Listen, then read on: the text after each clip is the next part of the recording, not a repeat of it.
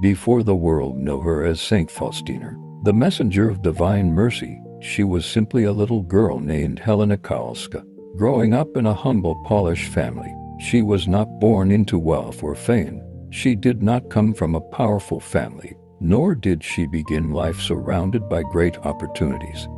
Her home was simple, her family worked hard, and her childhood was marked by faith, prayer, and the ordinary struggles of daily life. Yet, hidden within that quiet little girl was a heart that would one day carry a message of God's mercy to millions of people around the world.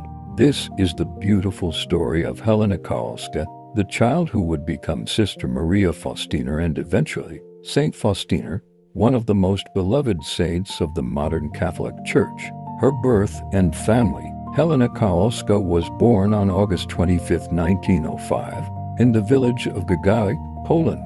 She was the third of 10 children born to Stanisław and Marianna Kowalska. Her family was poor, but deeply rooted in Catholic faith. Her father worked as a carpenter and farmer, doing whatever he could to provide for the large family. Life was not easy. The Kowalska family had to live simply, work hard, and make careful use of whatever they had. But although the family had little materially, they possessed something precious. Faith, prayer was an important part of their family life. Helena learned from her earliest years that God was not distant from ordinary people.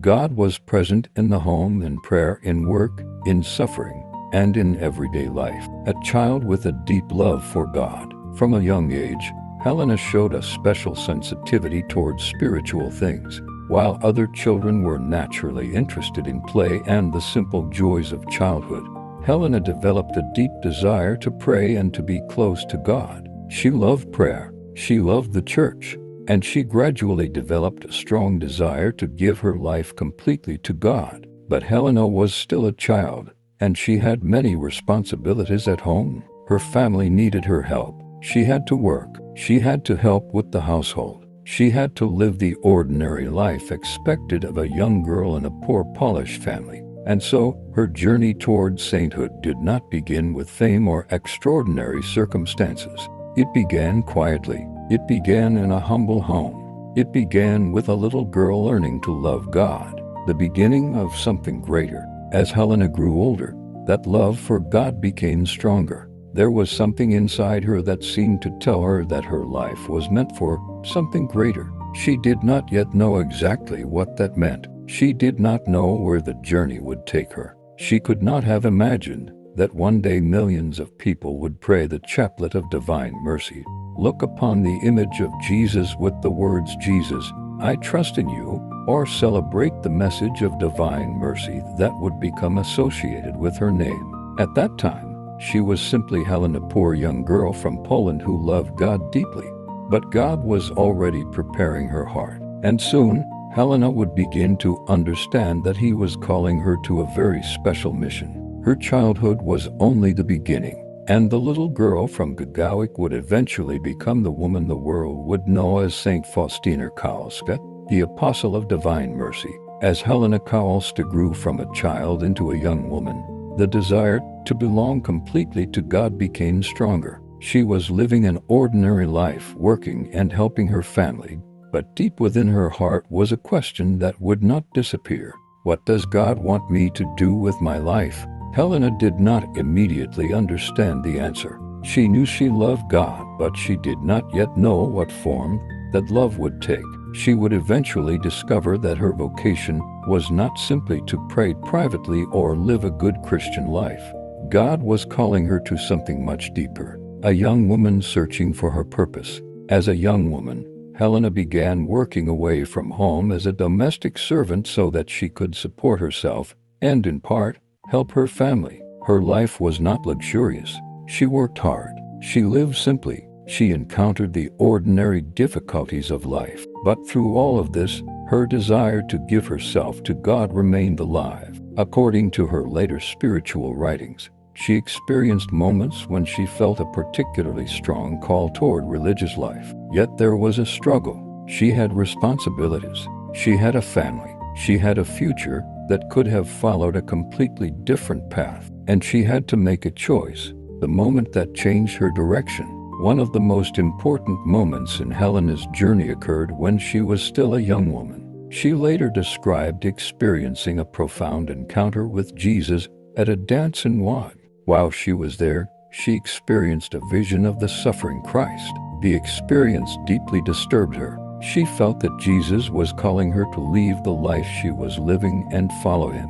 It was not simply an emotion that disappeared the next morning. The experience stayed with her, and Helena began to understand that she could no longer ignore the call she felt within her heart. How long shall I put it off? The young Helena now faced a decision. Would she continue living the life she had planned, or would she surrender her future completely to God? She chose God.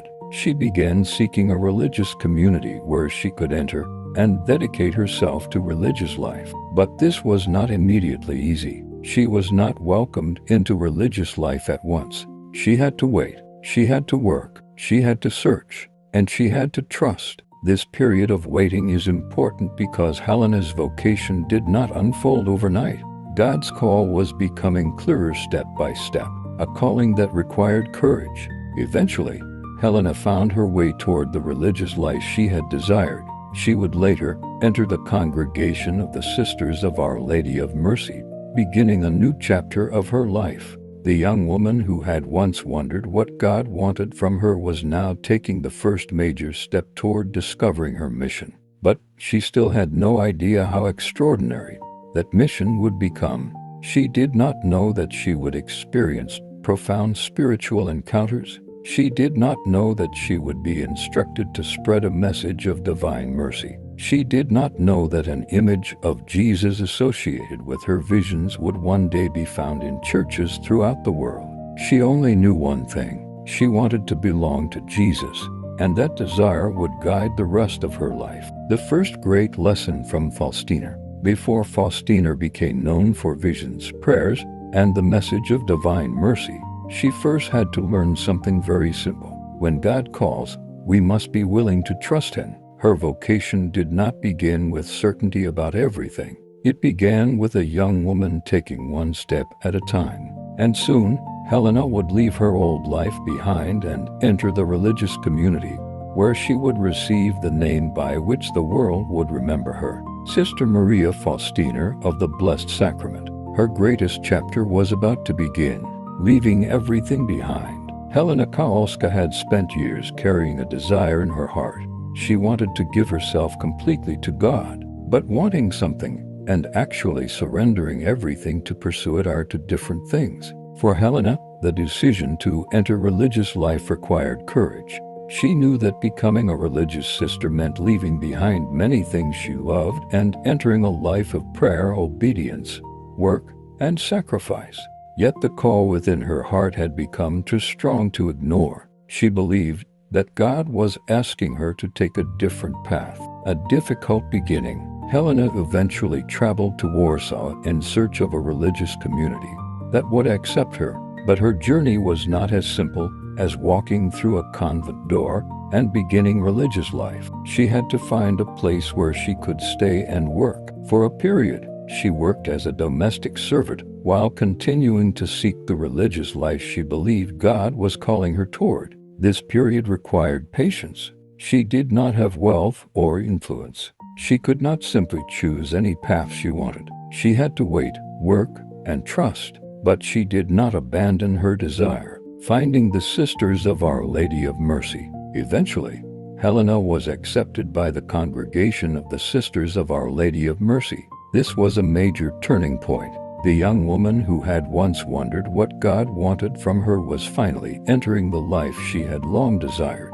She entered the congregation in 1925. Her old life was beginning to close. A new life was beginning, and Helena received the religious name Sister Maria Faustina of the Blessed Sacrament. From that moment forward, she would increasingly be known simply as Sister Faustina. A life of humility. But entering religious life did not mean that Faustina suddenly became famous or lived a comfortable existence. Quite the opposite. Her life was largely hidden. She performed ordinary duties. She worked. She prayed. She served others. She lived under obedience to her superiors. To people who saw her from the outside, she could appear to be an ordinary, humble religious sister. There was no indication that the world would one day know her name. But Faustina believed that holiness could be found in ordinary duties when they were performed with love for God. The hidden life. This is one of the most beautiful parts of Faustina's story. She did not become holy because she was constantly doing spectacular things. Much of her life was made up of simple tasks: cooking, cleaning, working, praying, serving, following instructions, living with other sisters, doing whatever task was given to her. Her holiness grew in the hidden places, and this would become an important lesson of her life. We do not need to become famous to become faithful. God can work through a person whose life appears small and ordinary. The beginning of her extraordinary mission. After entering religious life, Faustina began experiencing increasingly profound spiritual experiences. She believed that Jesus was revealing to her a special message about divine mercy. These experiences would eventually become central to her spiritual life. Faustina would have to learn how to discern her experiences, obey her religious superiors, remain humble, and continue fulfilling her ordinary duties. The extraordinary would be placed alongside the ordinary. Visions would exist alongside housework. Prayer would exist alongside suffering. A great spiritual mission would exist within a very humble life. A new name, a new mission. The girl who had once been called Helena Kowalska was now Sister Faustina. She had entered religious life because she wanted to belong completely to Jesus. She did not yet know the full meaning of what was ahead. She would experience moments of deep closeness to Christ. She would also experience loneliness, misunderstanding, illness, and suffering. And she would record many of these experiences in the spiritual diary that would later become one of the most important sources for devotion to divine mercy. The quiet religious sister was about to receive a message that would reach far beyond the walls of her convent. The door to divine mercy. Her childhood had prepared her heart. Her vocation had brought her to religious life. And now, within the hidden life of the convent, she believed that Christ was calling her to a particular mission, to remind the world of the mercy of God. But what exactly did she experience? What did Jesus reveal to her? And why would a simple noon become associated with one of the most recognizable images of Christ in the Catholic world? That is where the story becomes even more extraordinary. A hidden life filled with mystery. Inside the convent, Sister Faustina lived a life that appeared ordinary from the outside. She worked, she prayed, she served her community, she followed the instructions of her superiors. But within her spiritual life, Faustina believed that something extraordinary was happening. She reported experiencing visions and interior encounters with Jesus Christ. These experiences became central to her spiritual journey and to the message of divine mercy that she believed Christ wanted her to share with the world. The young sister who heard a call. Faustina's spiritual experiences were not presented as entertainment or as something she sought for her own glory. In her writings, she repeatedly emphasized humility, obedience, and trust in God. She believed that the purpose of these experiences was not to make her important. Instead, she understood them as a call to point people toward God's mercy. The message was simple but profound. God is merciful, and humanity is invited to trust in His mercy. Her diary. Faustina recorded many of her spiritual experiences in what became known as her diary, Divine Mercy in My Soul. The diary contains her prayers, reflections, struggles, and accounts of what she believed Jesus revealed to her. It gives us a window into her spiritual life. But it also shows that Faustina did not experience only comfort and joy. She wrote about suffering. She wrote about spiritual struggles. She wrote about loneliness. She wrote about her desire to remain faithful to God's will. Her extraordinary experiences existed alongside very ordinary human difficulties. Jesus and the message of mercy. According to Faustina's diary, Jesus repeatedly emphasized God's mercy. She understood that humanity should not despair because of sin.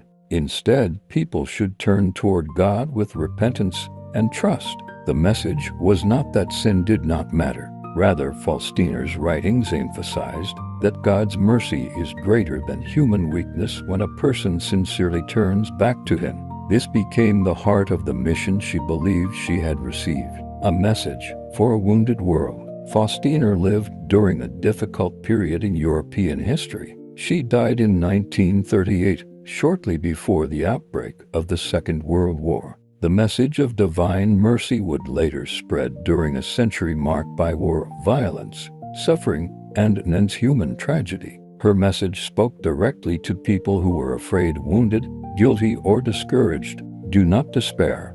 Turn toward God's mercy. For Faustina, trust in God was not weakness. It was an act of faith, the image she was asked to promote. One of the most important elements of Faustina's reported visions was a particular image of Jesus. She wrote that Jesus appeared to her with his right hand raised in blessing, and his left hand touching his garment near his heart. From the area of his heart came two rays. One was pale, the other was red.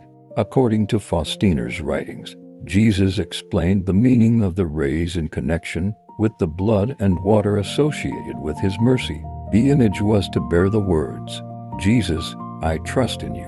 This would eventually become known throughout the world as the Divine Mercy image, a mission that was bigger than her. Faustina did not paint the image herself. Instead, she sought to have the image painted according to what she believed she had seen. This was not easy. The task required finding someone capable of creating the image. Eventually, the artist Eugeniusz Kazimierowski painted the first image in Vilnius in 1934, working with Faustina's guidance. The result became one of the most recognizable representations of divine mercy, trust at the center. The words beneath the image were not complicated. They were simple. Jesus, I trust in you. But those words captured the heart of Faustina's message. Trust, not fear, not despair, not hopelessness. Trust in God's mercy. Faustina believed that people should approach God with confidence, especially when they recognize their own weakness and need for mercy. The cost of the mission. But Faustina's mission was not an easy one. She experienced misunderstanding. Not everyone immediately understood or accepted what she was reporting. She also faced serious illness and physical suffering. Yet she continued to pray, obey her superiors, and record her spiritual experiences. She believed that her task was not to make herself famous. Her task was to make God's mercy known. And that distinction is important. Faustina wanted people to look beyond the messenger and toward the message, something the world would remember. The visions Faustina reported would eventually become connected with several major elements of divine mercy devotion. The Divine Mercy image, the words Jesus, I trust in you, the Chaplet of Divine Mercy, the Hour of Mercy, and the celebration of Divine Mercy Sunday. But there was one particular image that would become the visual symbol of everything Faustina believed she had been asked to share. And that image began with a simple instruction. Paint an image according to the pattern you see. The story of that image and the meaning behind the two rays deserves its own chapter. The image that would travel around the world. Imagine standing before an image of Jesus unlike any ordinary portrait. His right hand is raised in blessing. His left hand rests near his heart. And from his heart shine two rays, one pale and one red. Beneath his feet are the words, Jesus, I trust in you. Today, this image of divine mercy is recognized by Catholics around the world. But its story began with a young Polish nun who believed that Jesus had asked her to have his image painted. Her name was Sister Faustina Kowalska. The vision, according to Faustina's diary, on February 22, 1931, while she was living in the convent in Płock, Poland, she experienced a vision of Jesus. She described Christ wearing a white garment. His right hand was raised in blessing. His left hand touched his garment near his heart. From his heart came two rays. Faustina recorded that Jesus instructed her to have an image painted according to the pattern she saw. She also recorded the words associated with the image. Jesus, I trust in you. For Faustina, this was not simply a request to produce a beautiful religious painting. She believed the image was connected to a much larger mission, to remind people of God's mercy, a difficult request. But Faustina was a humble nun. She was not an artist. She did not have the resources to simply commission a famous painter. And there was another difficulty. How could she explain to another person exactly what she had seen? The task would require someone willing to listen to her description and attempt to reproduce the image.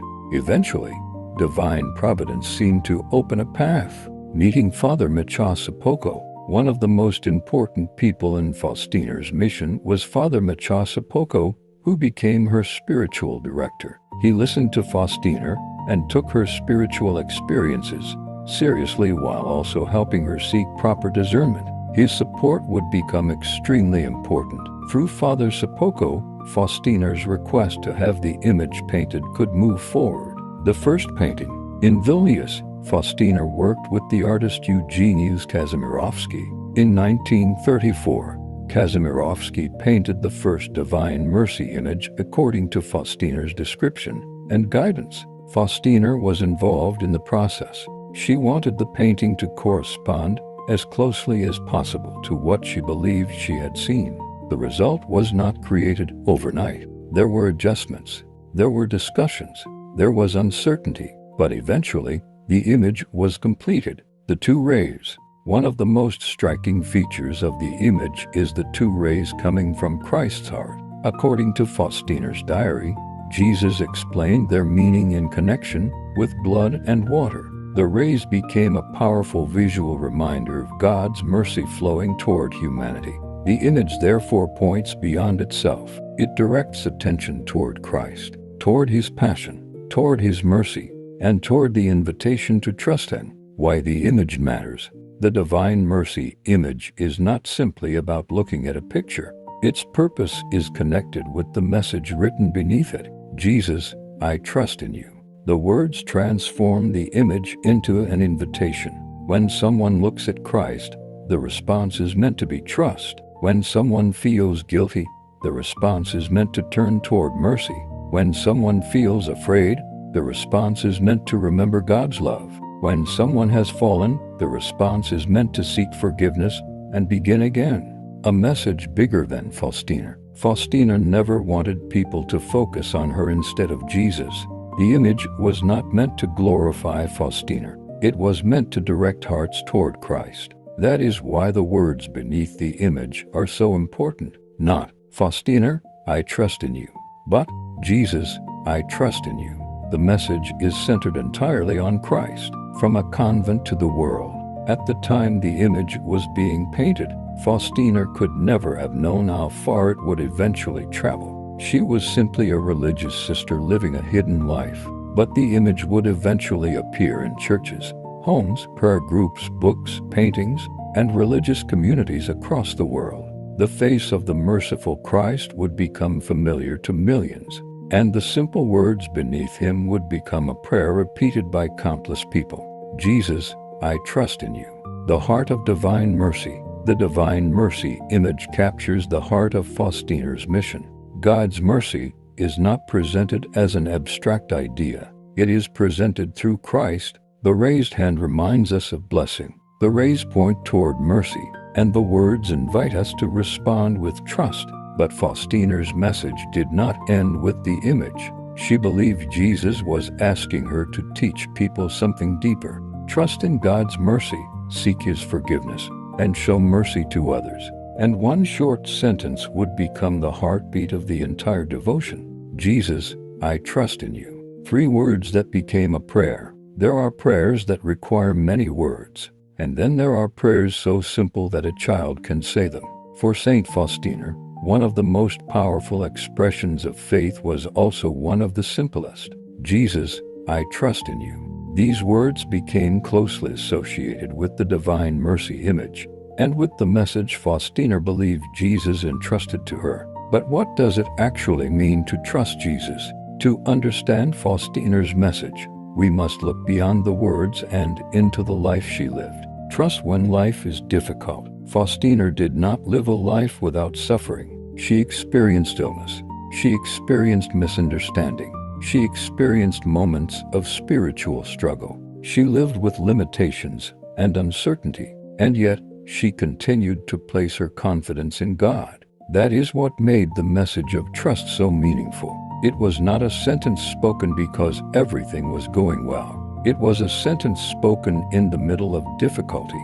Jesus, I trust in you. Even when she did not understand, even when she was suffering, even when the future was uncertain. Trust does not mean life will be easy. Faustina's life teaches an important lesson. Trusting God does not mean that we will never suffer. Faith does not promise that every problem will immediately disappear. Instead, trust means believing that God remains with us even when we cannot see the way forward. Faustina's own life reflected this. She continued to pray and serve even when she was physically weak. She continued to obey even when she faced difficulties. She continued to believe in God's mercy even when she experienced suffering. Mercy and trust. The message of divine mercy is closely connected with trust. According to Faustina's writings, Jesus repeatedly called people to approach him with confidence in his mercy.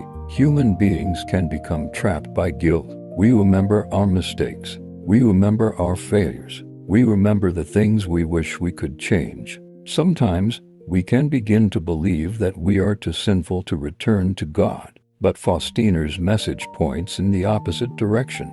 Do not run away from God's mercy. Run toward it. The difference between despair and trust. Despair says, there is no hope for me. Trust says, even though I have fallen, I can return to God. Despair says, my sins are greater than God's mercy. Trust says, God's mercy is greater than my weakness. Despair keeps a person trapped in the past. Trust turns the heart toward God and gives the courage to begin again. This does not mean ignoring sin. It means recognizing sin, seeking forgiveness, and refusing to believe that failure is the end of the story. Trust in times of fear. Think about the moments when people are most afraid. When a family member is sick, when money is scarce, when a relationship is breaking apart, when someone has lost a job, when the future looks uncertain, when prayers seem unanswered. These are the moments when the words of Faustina's message can become deeply personal. Jesus, I trust in you. Not because we know exactly what tomorrow will bring, but because we believe that God is still God today. Trust in God's mercy. Faustina's message also teaches that God's mercy should change the way we treat other people. If we ask God for mercy, we must also learn to show mercy. A person cannot sincerely pray for forgiveness while deliberately refusing to forgive everyone else. Divine mercy is not simply something we receive. It is also something we are called to share. That means being patient, forgiving, helping people who are suffering, avoiding unnecessary judgment, showing kindness, and remembering that every human being needs God's mercy. A message for everyone. Perhaps one reason this message has touched so many people is its simplicity. You do not need to be a theologian to say, Jesus, I trust in you. A child can say it. A person who is suffering can say it. A person who has sinned can say it. A person who is afraid can say it. A person who has lost hope can say it. A person who is grateful can say it. The words are simple, but the surrender behind them can be profound. Faustina's own journey of trust. For Faustina herself, trust was not merely a slogan. It was a way of life. She believed she was being asked to surrender herself to God's will. She accepted humble duties. She endured suffering. She continued her prayers. She recorded her spiritual experiences. And she tried to remain obedient to her religious vocation. Her life therefore became a living testimony to the message she shared. She was not saying, trust God because nothing bad will ever happen. She was saying, in effect, trust God because His mercy remains with you, even in the midst of suffering. The prayer that never gets old. Imagine someone standing before the Divine Mercy image after a difficult day. They may not have the strength to pray a long prayer. They may not know what to say. So, they simply look at Christ and whisper, "Jesus, I trust in you." Those 5 words can become an act of surrender. A surrender of fear, a surrender of guilt, a surrender of anxiety, a surrender of the future, and a decision to place everything into God's hands. The message continues. Faustina's mission would eventually lead to several important forms of Divine Mercy devotion. Among them was a special prayer known as the Chaplet of Divine Mercy. According to her diary, Faustina received revelations concerning this prayer and was instructed to pray it for herself and others. The chaplet would become one of the best-known prayers associated with Divine Mercy, and its story is our next chapter. A prayer born from mercy. Imagine a simple prayer being whispered by someone who is frightened, sick, grieving, or desperate for God's help. The prayer is not complicated. It can be prayed with an ordinary rosary, and at its heart is a simple appeal. For the sake of his sorrowful passion, have mercy on us and on the whole world. This is the Chaplet of Divine Mercy, one of the most beloved prayers associated with Saint Faustina Kowalska. According to Faustina's diary, the chaplet was revealed to her by Jesus during one of her spiritual experiences in September 1935. The vision of the chaplet. Faustina recorded that she experienced a vision in which she saw an angel sent by God to execute punishment. She began praying for mercy. Then, according to her account, she heard an interior call to pray to God for mercy. She offered prayers to the Eternal Father, invoking the passion of Jesus Christ. The experience deeply affected her. Faustina understood that the prayer was not only for herself. She believed she was being taught to pray for the whole world, and that phrase became central to the chaplet. Have mercy on us and on the whole world. A prayer for the whole world. The chaplet is remarkable because its prayer reaches beyond the person praying it. It asks God's mercy not only for me, it asks for mercy for us and for the whole world. That means the person praying is invited to look beyond personal problems. We pray for our families, for people who are suffering, for those who have lost hope, for sinners who need conversion, for people who are dying, for those who have no one praying for them, and ultimately, for the entire human family. How the chaplet is prayed. The chaplet can be prayed using the beads of an ordinary rosary. It begins with prayers such as the Our Father, Hail Mary, and Apostles' Creed. Then, on the larger beads, the person praying offers the Eternal Father the body and blood, soul and divinity of Jesus Christ in atonement for sins. The prayer then continues with, for the sake of his sorrowful passion, have mercy on us and on the whole world. This prayer is repeated on the smaller beads. The chaplet concludes with an invocation asking God to have mercy on us and on the whole world. Why the passion of Christ is central. The chaplet continually brings the person praying back to the passion of Jesus. Why? Because Christian faith sees Christ's suffering and death as central to God's saving work. The chaplet, therefore, does not treat mercy as something cheap or meaningless. It points toward the sacrifice of Christ. The person praying remembers the enormous price of redemption and asks God to pour his mercy upon humanity. Mercy for those who are suffering. One of the most beautiful aspects of the chaplet is its use in moments of suffering. It can be prayed beside a sick person. It can be prayed for someone approaching death. It can be prayed by someone grieving the loss of a loved one. It can be prayed during moments of fear. And it can be prayed simply because someone wants to ask God to show mercy to the world. For many people, the chaplet has become a prayer of comfort. The 3 o'clock hour. The chaplet is also closely associated with another important part of Divine Mercy devotion, the Hour of Mercy. According to Faustina's diary, Jesus directed attention to the hour of his death, traditionally remembered as 3 p.m. This became known as the Hour of Mercy. It was a time for Christians to pause and remember Christ's passion and ask for mercy, and the connection between the chaplet and the Hour of Mercy would become an important part of the devotion that spread after Faustina's death, a prayer that spread far beyond Poland. Faustina could never have imagined how widely this simple prayer would eventually spread.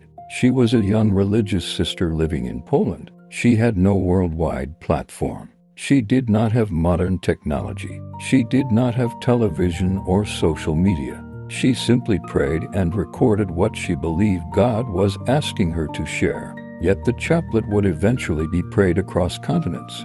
People would pray it in churches. Families would pray it in their homes. People would pray it beside hospital beds. Others would pray it privately when they felt afraid, and its central appeal would remain unchanged: have mercy on us and on the whole world. What the chaplet teaches us. The chaplet teaches something profound about Christian prayer. We are not called to pray only for ourselves. We are called to intercede, to stand before God and ask mercy for others. When we pray for someone who is suffering, we are saying, "Lord, remember this person." When we pray for someone who has fallen into sin, we are saying, "Lord, have mercy."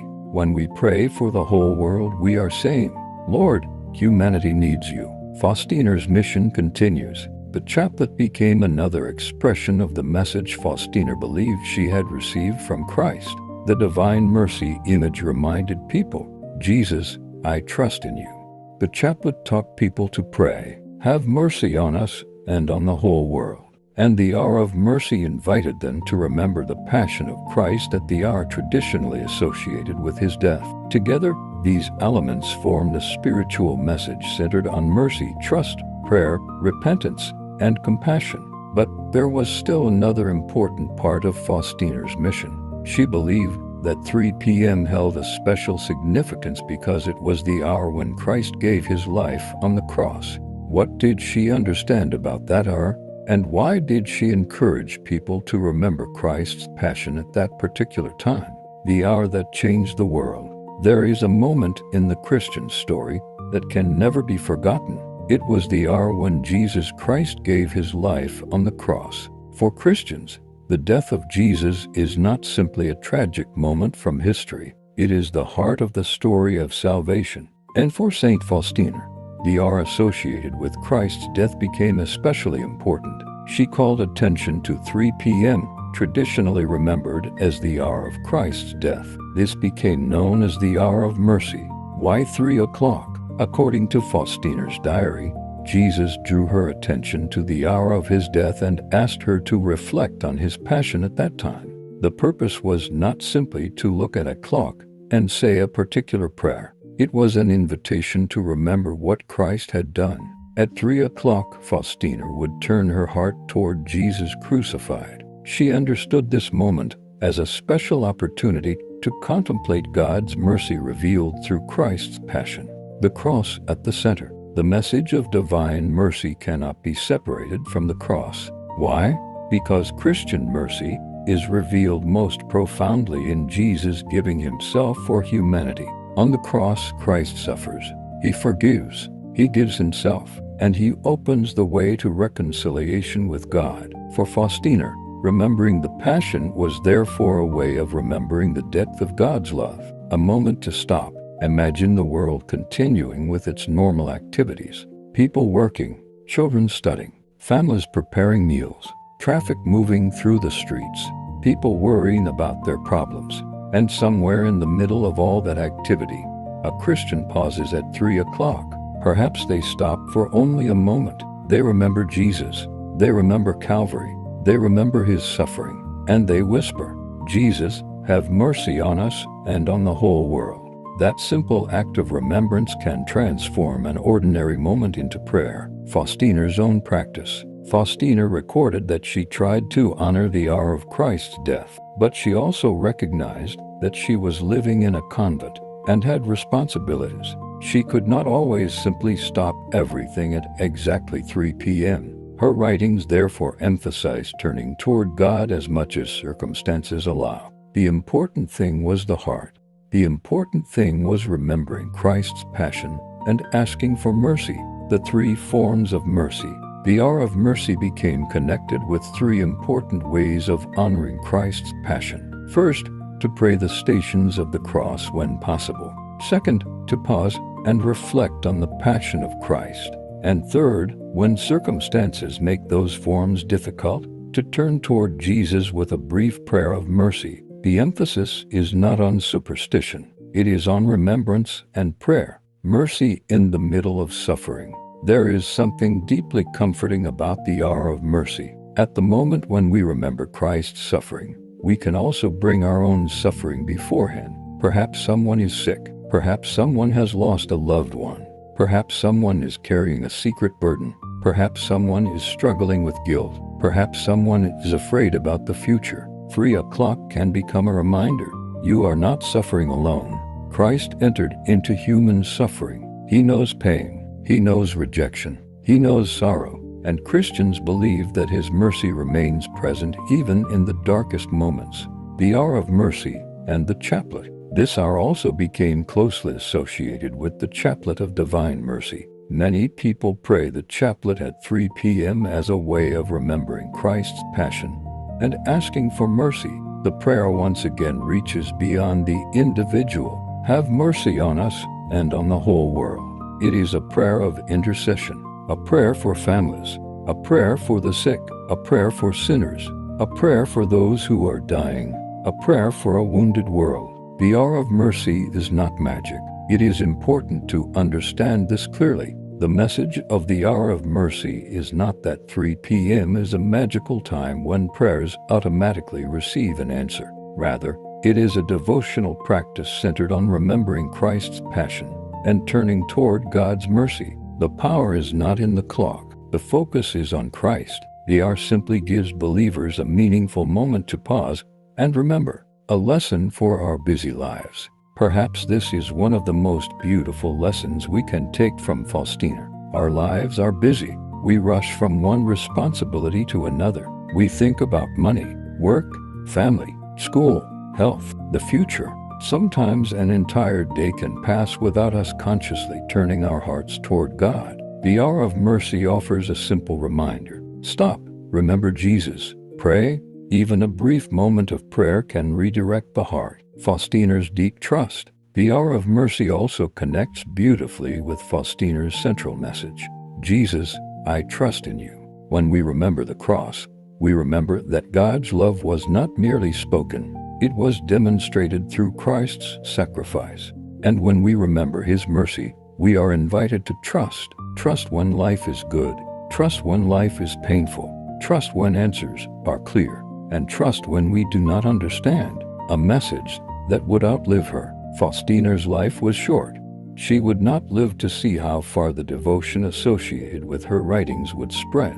She would not see millions of people praying the chaplet. She would not see divine mercy celebrations taking place throughout the world. But she believed she had been given a mission, and she continued carrying that mission despite the suffering that was gradually taking a greater toll on her body. Her health was becoming increasingly fragile. The woman who had spent her life speaking about God's mercy was now being asked to live through profound physical suffering herself, and this would become one of the most difficult chapters of her life. The saint who also suffered. Saint Faustina's story is not only a story of visions, prayer, and divine mercy. It is also a story of suffering. Behind the peaceful image of the young nun stood a woman whose body gradually became weaker. Faustina suffered from serious illness, eventually diagnosed as tuberculosis. Her health deteriorated during the final years of her short life. Yet even as her body became weaker, she continued trying to live the message she believed Christ had entrusted to her. A life marked by physical weakness, Faustina experienced periods of severe illness. She struggled with weakness and other physical difficulties that made ordinary activities increasingly difficult. There were times when she needed medical care and rest. Her illness affected her ability to work and participate fully in community activities. But she continued to pray. She continued to write. And she continued to offer her suffering to God. Suffering was not what she wanted. It is important not to imagine Faustina as someone who simply enjoyed suffering. She was human. Illness was painful. Weakness was difficult. Separation from ordinary activities could be lonely. And the uncertainty surrounding serious illness could be frightening. But Faustina tried to give her suffering a spiritual meaning. She believed that suffering could be united with Christ's passion, and offered for the salvation and conversion of others, offering her suffering. This became an important part of her spirituality. When Faustina experienced pain, she tried not to see it as completely meaningless. Instead, she offered herself to God. She prayed for sinners. She prayed for the church. She prayed for souls in need of mercy, and she tried to remain faithful even when her physical strength was disappearing. Her suffering therefore became part of the mission she believed she had received. The hidden battle. There was another kind of suffering as well. Faustina sometimes experienced misunderstanding and spiritual trials. The experiences she reported were extraordinary, and she needed guidance to understand them. Her spiritual director, Father Michosapoko, played an important role in helping her. She also had to remain obedient to her religious superiors. For Faustina, obedience mattered deeply. Even when she believed she had received a special mission, she did not see herself as someone above the church or above her superiors. She continued living the humble life of a religious sister, mercy in the midst of pain. This is where Faustina's message becomes especially powerful. She had written about trusting God's mercy.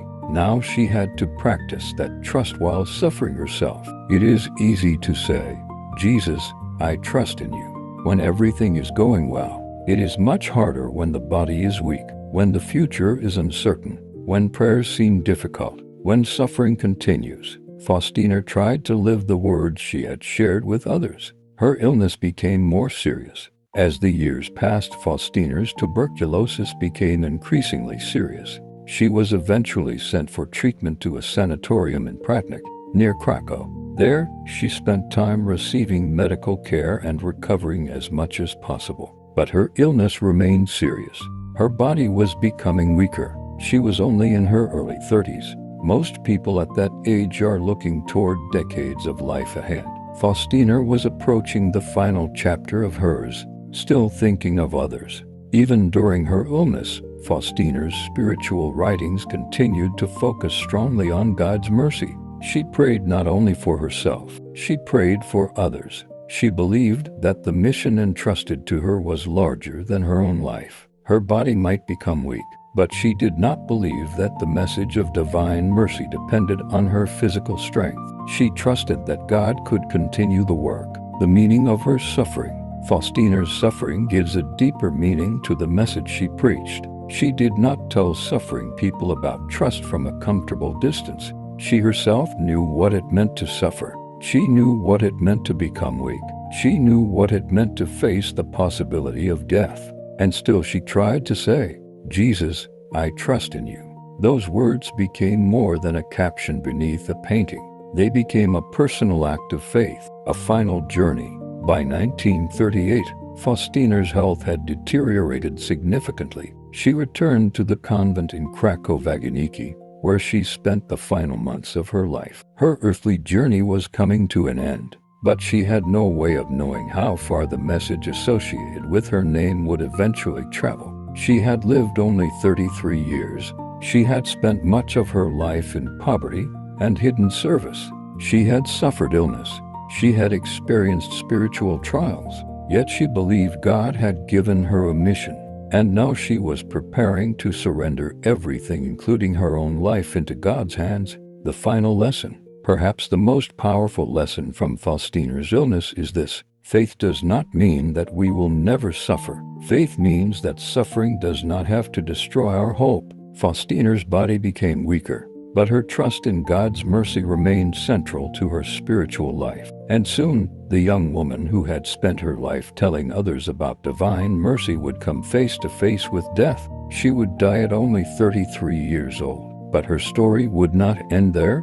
In fact, after her death, her message would begin traveling farther than she could ever have imagined. The final chapter of her earthly life. The young woman who had spent her life seeking God was now approaching the end of her earthly journey. Sister Faustina was only 33 years old. Her body had been weakened by tuberculosis, and the illness had become increasingly serious. Yet even as death drew closer, the message that had shaped her life remained at the center of her heart. God is merciful. Her final days, In the final months of her life, Faustina was at the convent of the Sisters of Our Lady of Mercy in Kraków, Poland. She was very weak. Her physical suffering was real, but she continued to pray and place her life in God's hands. The sisters around her witnessed a young woman who was nearing the end of her life, but remained deeply concerned with God and with the spiritual welfare of others. Faustina had spent years learning to surrender herself to God's will. Now she was being asked to make the greatest surrender of all. She was still young. There is something especially moving about the fact that Faustina died so young. 33 is an age at which many people are only beginning to establish their lives. They are building careers, raising families, making plans, dreaming about the future. But Faustina's earthly life was coming to an end. She had not accomplished what the world normally calls great achievements. She had not accumulated wealth. She had not held political office. She had not become famous. She had simply tried to love God and serve Him faithfully. And yet, her short life would eventually have an enormous spiritual influence.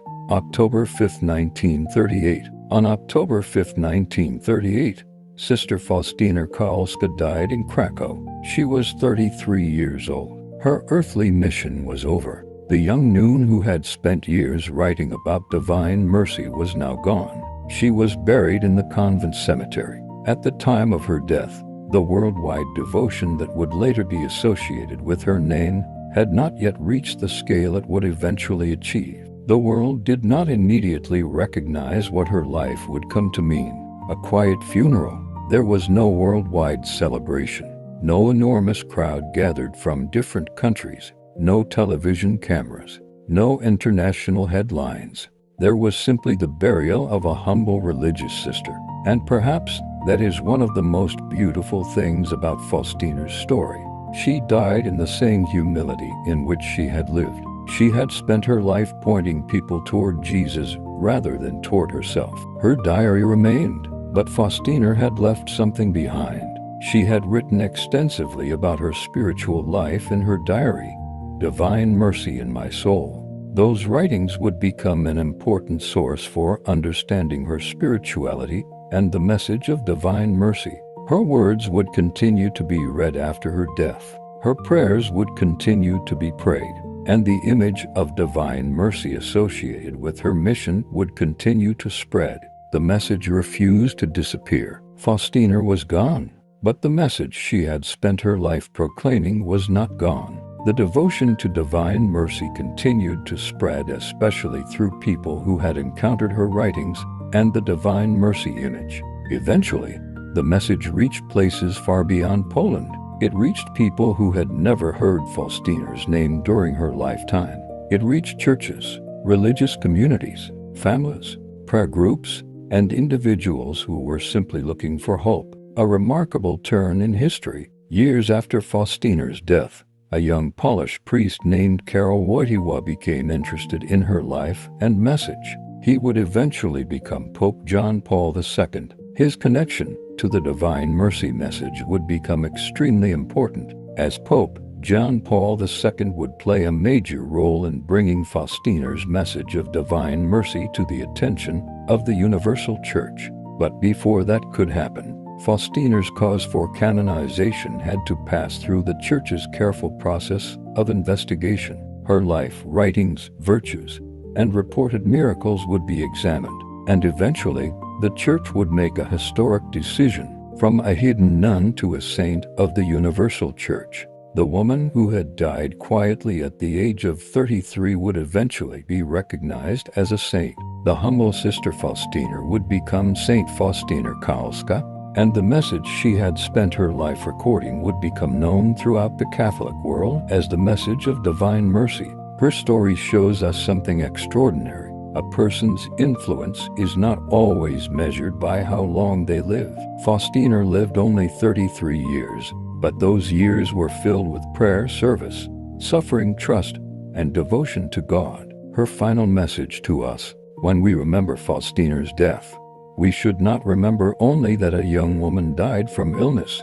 We should remember how she lived. She tried to trust God. She tried to serve others. She tried to remain faithful during suffering, and she continually directed attention toward God's mercy. Her earthly life ended in 1938, but her spiritual influence was only beginning. The next chapter would take us from a quiet convent in Poland to the heart of the Universal Catholic Church. The young nun who died almost unnoticed would one day be proclaimed a saint, and the person who would raise her to the altars of the Church would be a pope whose own life had been deeply connected to Poland and to the message of divine mercy. From a hidden nun to a saint of the Universal Church. When Sister Faustina Kowalska died in 1938, she was only 33 years old. She had lived a humble life. She had not become famous during her lifetime. She had never imagined the enormous attention that would eventually surround the message of divine mercy. Saint Faustina Kowalska, Part 11. Her canonization by Saint John Paul II. From a hidden nun to a saint of the Universal Church. But after her death, something remarkable began to happen. Her writings continued to circulate. People began learning about her life. The divine mercy image became more widely known, and devotion to God's mercy continued to spread. The message reaches beyond Poland. Faustina had lived in Poland, but the message associated with her would not remain there. People began praying the Chaplet of Divine Mercy. The divine mercy image appeared in more places. Her diary was read by people seeking a deeper understanding of God's mercy. But the road to official recognition by the Catholic Church was not simple. The Church carefully examines the lives of people proposed for sainthood. It must determine whether their lives demonstrate heroic Christian virtue and whether the devotion surrounding them is consistent with Catholic faith. Faustina's writings and spiritual experiences therefore underwent careful examination. A Polish priest takes notice. Among those who became deeply interested in Faustina's message was a Polish priest named Karol Wojtyła. At the time, he was not yet pope. He was a priest and later became Archbishop of Krakow. He became familiar with Faustina's life and the devotion to divine mercy. His interest would prove extremely important as his own ecclesiastical career developed. His connection with Faustina's message also continued. Eventually, Karol Wojtyła would become one of the most influential figures in the history of divine mercy devotion. He became Pope John Paul II in 1978. The investigation continues. Faustina's cause for canonization moved forward through the Church's formal process. Her life and writings were studied. Her virtues were examined. The Church also investigated reports of miraculous healings attributed to her intercession. The process was not based simply on popularity. The Church required careful evidence and theological examination. Eventually, Faustina was declared venerable, recognizing the heroic nature of her Christian virtues. Then she was beatified. Beatification. On April 18, 1993, Pope John Paul II beatified Sister Faustina in Rome. She was now officially recognized by the Catholic Church as Blessed Faustina Kowalska. But the journey was not yet complete. The Church would still need to recognize another miracle attributed to her intercession before she could be canonized. And eventually, that happened. A miracle. One of the miracles investigated for her canonization involved the healing of Maureen Digan, an American woman who had suffered from severe lymphedema and related medical problems. Her recovery was examined through the Church's process. After careful investigation, the healing was recognized as miraculous and attributed to Faustina's intercession. This cleared the way for her canonization. April 30, 2000. Then came the historic day. On April 30, 2000, Pope John Paul II canonized Faustina Kowalska in St. Peter's Square in Rome. The young Polish nun who had died quietly in 1938 was now officially proclaimed a saint of the Catholic Church. Imagine the contrast. A humble woman who had lived much of her life in obscurity was now being honored before the Universal Church. The message of divine mercy that she had spent her life promoting had reached millions.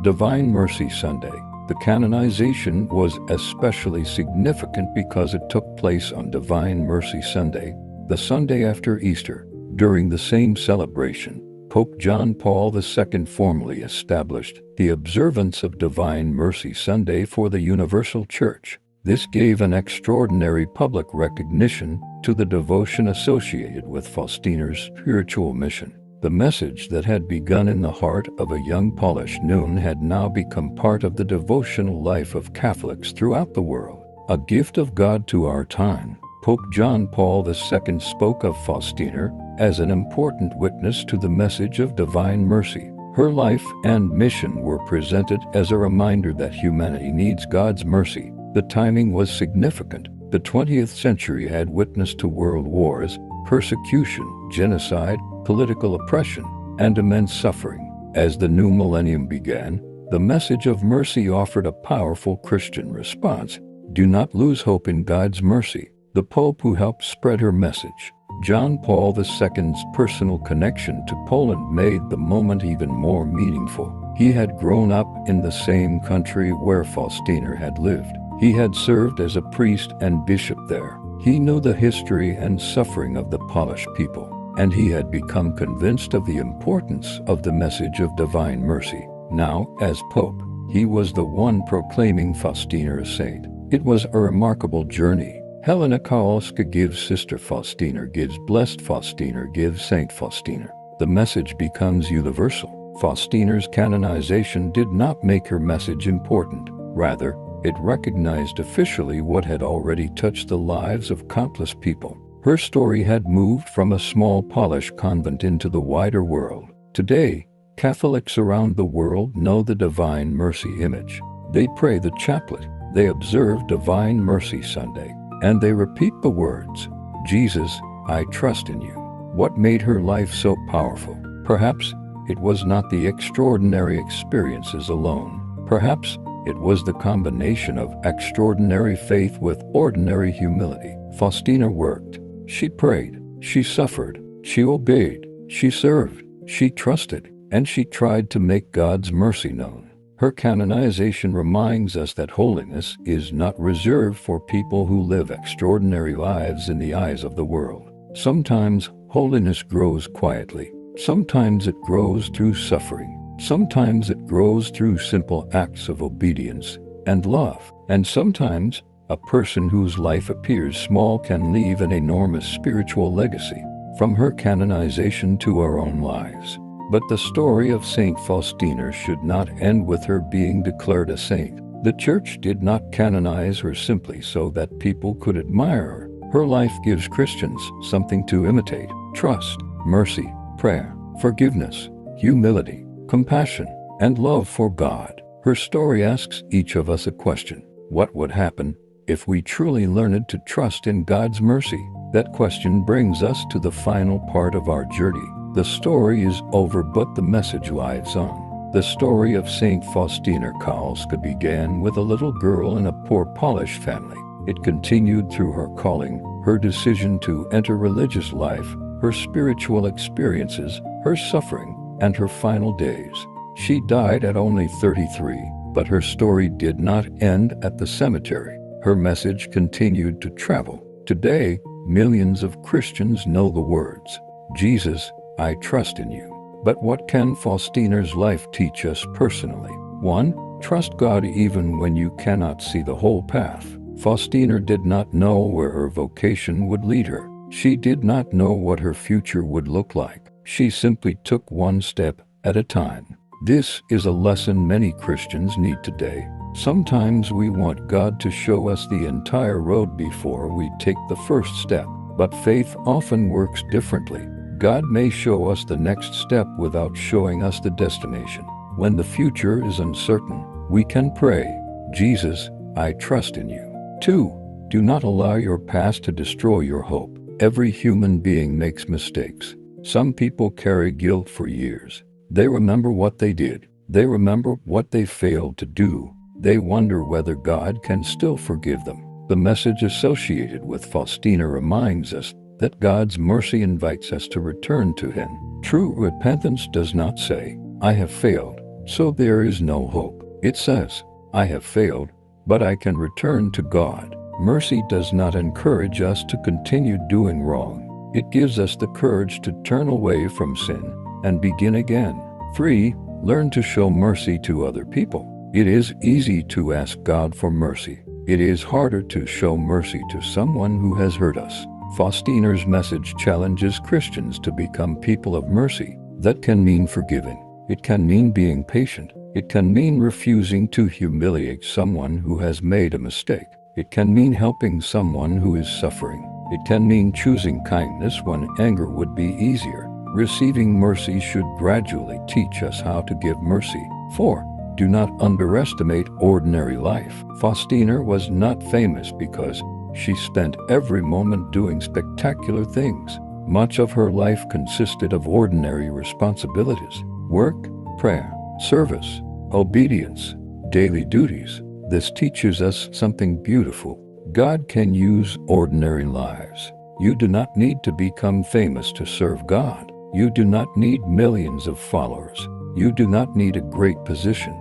You can serve God through the work in front of you, through your family, through your workplace, through your community, through small acts of kindness that nobody else sees. 5. Suffering does not mean God has abandoned you. Faustina suffered from serious illness. She experienced physical weakness and uncertainty, yet she continued trusting in God's mercy. Her story does not mean that Christians should seek suffering or refuse medical treatment. Rather, it reminds us that suffering does not automatically mean that God has abandoned us. Even in difficult seasons, faith can remain alive. Sometimes the strongest prayer is simply, "Lord, I do not understand this, but I still trust you." 6. Pray for other people. The Chaplet of Divine Mercy contains a beautiful reminder. Have mercy on us and on the whole world. Those words teach us to look beyond ourselves. Our prayers can include people who are suffering, the sick, the lonely, the poor, families experiencing difficulties, people who have lost hope, those who are far from God, and those who have no one praying for them. Prayer becomes an act of love when we remember people beyond ourselves. 7. Make time to remember Christ. The hour of mercy offers another lesson. Our lives can become extremely busy, but we need moments when we stop and remember God. It does not have to be complicated. A few minutes of prayer, a moment of silence, a scripture passage, a remembrance of Christ's passion, a simple, "Jesus, have mercy on me and on the whole world." These moments can bring our hearts back to what truly matters. 8. Humility is more important than recognition. Faustina did not live for applause. She did not seek fame. She wanted people to look toward Christ. That is an important lesson in a world where people can easily become obsessed with recognition. Sometimes we want people to notice everything we do. We want praise. We want followers. We want people to know our achievements. But holiness can grow quietly. Do good even when nobody applauds. Serve even when nobody thanks you. Pray even when nobody knows you are praying. 9. Keep going when people do not understand you. Faustina experienced misunderstanding concerning her spiritual experiences, yet she continued seeking guidance and remaining obedient. This teaches us not to give up simply because everyone does not immediately understand us. At the same time, her life also reminds us of the importance of humility and wise guidance.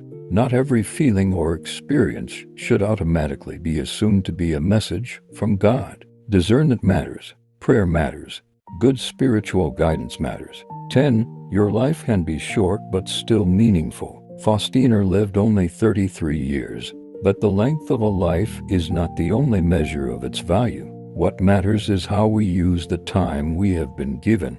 You may not know how many years you have, neither did Faustina, but you can choose to make today's life meaningful. Love someone, forgive someone, help someone, pray, serve, encourage, do something good. The greatest lesson, and perhaps all the lessons of Faustina's life, can be gathered into one sentence. Trust in God's mercy and become a person of mercy. Trust when life is beautiful. Trust when life is painful. Trust when prayers seem unanswered. Trust when the future is uncertain. And when you receive mercy, share it with others. A final reflection. Imagine standing quietly before the Divine Mercy image. Jesus is before you. His hand is raised in blessing. The rays shine from his heart, and beneath the image are the words, "Jesus, I trust in you." Now imagine saying those words not simply with your lips, but with your whole heart. Jesus, I trust you with my family. Jesus, I trust you with my future. Jesus, I trust you with my fears. Jesus, I trust you with my failures. Jesus, I trust you with my suffering. Jesus, I trust you with everything I cannot control. That is the heart of the message associated with Saint Faustina, a prayer inspired by her life. Lord Jesus, teach us to trust in your mercy. When we are afraid, give us faith. When we fall, give us the courage to rise again. When we are hurt, teach us forgiveness. When we see someone suffering, make us instruments of compassion. When we are successful, keep us humble. When we are weak, strengthen us. And when we do not understand your plans, help us to say with sincere hearts, Jesus, I trust in you. May the life of Saint Faustina remind us that even a humble life, offered completely to God, can become a powerful testimony of faith. May we never forget that mercy is not only something we ask God to give us, it is also something we are called to give to others. And may our lives, like Faustina's, always point beyond ourselves to Jesus Christ. Jesus, I trust in you.